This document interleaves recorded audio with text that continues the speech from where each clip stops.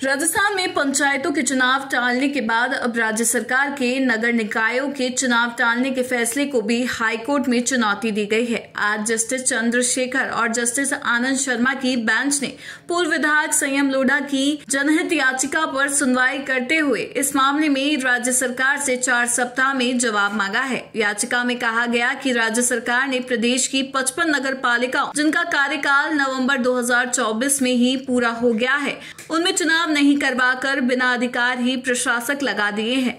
सरकार ने इस तरह से मनमाना रवैया अपनाकर संवैधानिक प्रावधान और नगरपालिका अधिनियम 2009 का खुला उल्लंघन किया है।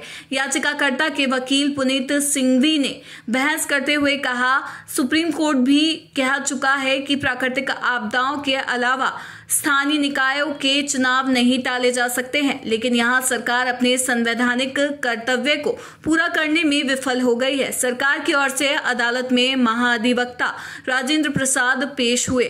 उन्होंने कहा कि सरकार चुनाव कराने के लिए तैयार है, हम कोर्ट में पूरा ब्यौरा पेश कर देंगे। याचिका में कहा गया कि 74वें संविधान संशोधन के जरिए निकायों को नियमित और निष्पक्ष स्वायत्त शासी इकाइयों के गठन के लिए संवैधानिक दर्जा दिया गया था। उससे पहले राज्य सरकारें बिना किसी विधि सम्मत कारण के ही निकायों में लंबे समय तक चुनाव नहीं करवाती थी, लेकिन संवैधानिक दर्जा मिलने के बाद अब ये राज्य सरकार और राज्य निर्वाचन आयोग के लिए बाध्यकारी है कि वह निकायों का कार्यकाल पूरा होने से पहले चुनाव करवाए। लेकिन यहाँ सरकार ने 5 माह बाद भी चुनाव की घोषणा नहीं की है। ऐसे में राज्य सरकार द्वारा घोषित प्रशासकों को असंवैधानिक घोषित करके तुरंत चुनाव करवाए जाएं। वहीं इससे पहले सरकार ने राजस्थान की 6759 ग्राम पंचायतों में जनवरी में चुनाव कराने की जगह मौजूदा सरपंचों को ही प्रशासक नियुक्त कर दिया था।